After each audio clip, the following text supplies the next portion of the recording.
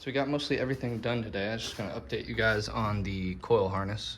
So I got it all tested, taped up real nice. I left the resistor open just in case anything happens to it. I can get to it easier.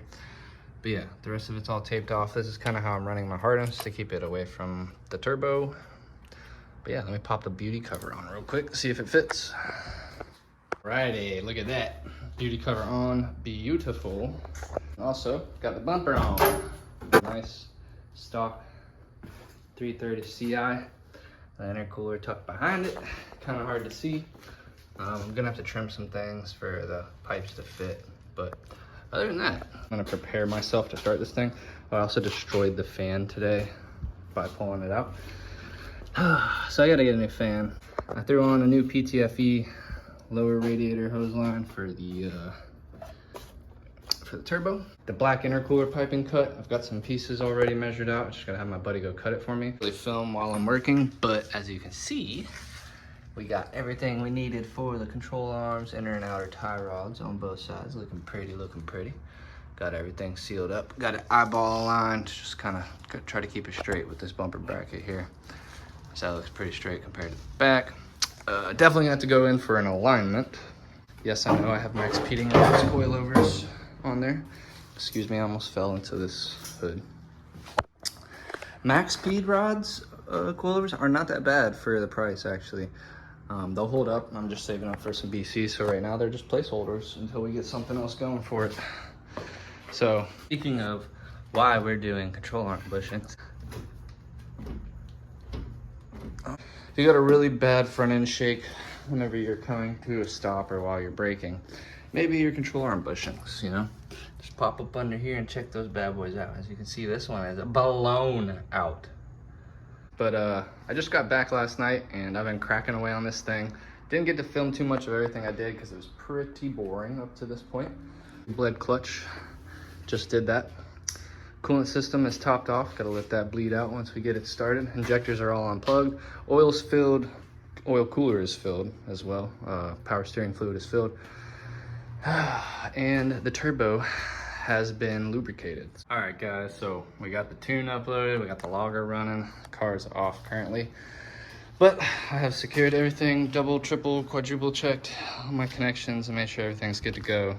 Ignore the wacky exhaust pipe right now. That's all I got till I build a new one. But I think I'm about to call a roommate down here and we're gonna try to fire this thing up and see what happens.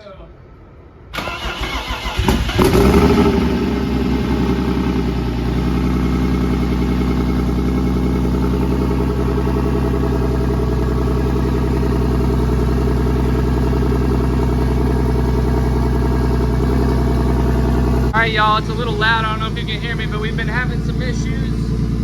For some reason, this isn't changing, so my fan's not coming on, but finally got a bunch of the issues fixed.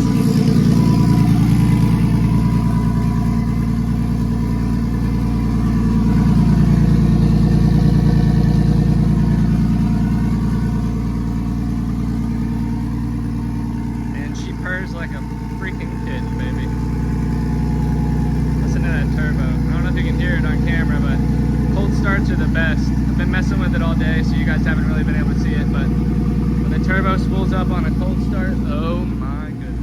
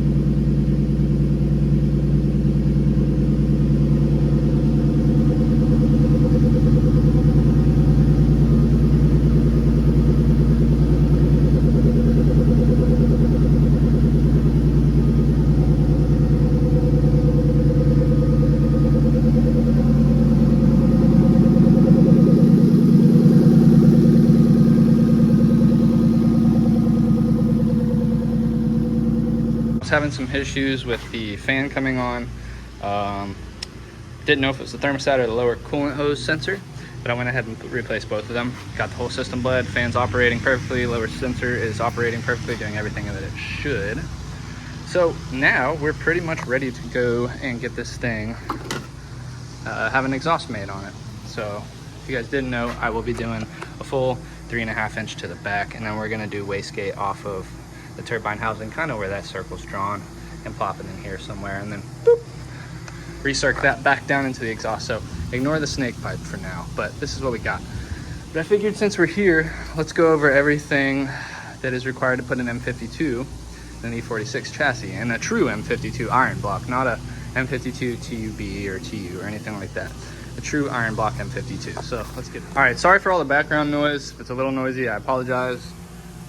People are mowing the lawn here at the complex that I live at, but let's get into it. So first off, what you're gonna need obviously is the engine.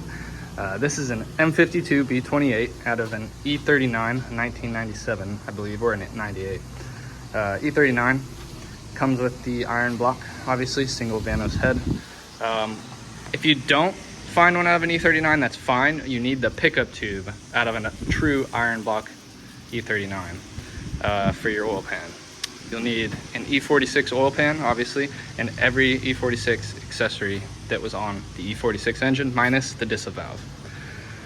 So, for example, you're gonna need to transfer over all your coolant sensors. You're gonna need to transfer over the idle control valve if you're gonna use it, throttle body, whatever intake you wanna run on there, that's fine. I suggest an M50 intake or a PPF, which is pretty expensive, but M50 is definitely the way to go unless you're going over like 25 pounds of boost. As far as that, literally everything besides the engine needs to be E46. Every sensor, you know, power steering, alternator, all the pulleys, everything E46. It all bolts up normal. This is the M5X family, so everything, all the bolt patterns are the same. The only difference you're gonna have on this engine compared to an E46, like I said, minus the DISA valve, is there's gonna be a different coolant hose routing. Can't really show it, but you'll be able to look it up. I don't know if you can kind of see in there. But you're gonna block off 2 ports on the head and then run 1 sensor. So there's usually 2 ports on the head or 3 ports on the head. I had 3, so I had to block off 2 ports, run 1 coolant head sensor right there in the front.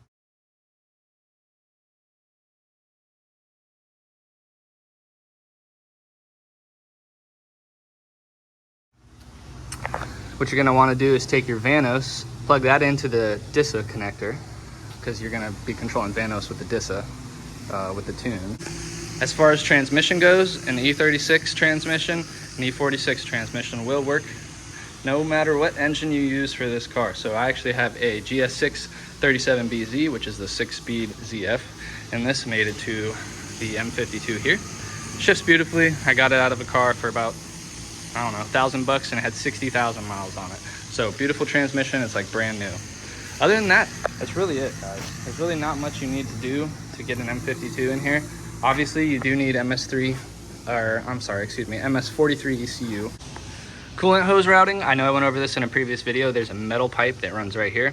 You're gonna wanna weld or block off these 2 ports that come off about halfway. All I did was put a bolt in them, weld them shut, and leave the back one. That back one's gonna go to one of your heater hoses if you're running AC. And that's really it. You just tap into the heater hose like normal, run your lower coolant hose lines, how they go. Yeah, definitely reference the old video I posted though, because I explained all this in depth. Just kind of going through a quick thing really quick to kind of get you guys started if you want to do this project. So you got to do some coolant stuff, block off some head port sensors, run all of your M54 sensors, put everything M54 on the car. But like I said, I know some people have been asking in the comments, you know, how do I do this? How do I do that? Essentially, take the engine, take your E46 engine, take everything from the E46 engine and put it on the M52. And then stuff the M52 in your E46, get it tuned, and you're ready to go. So yeah, we're fully running. I gotta send a tune over to Jules. He's gotta get me an idle tune so I can drive this thing around and put it on a trailer, and then we can go over to the fabricator's house and start working on this thing, get a downpipe made for it, and then we start really tuning. So stick around. All right, well, the car hasn't been started in a few days, so I guess I'll give you guys a quick true ASMR cold start video.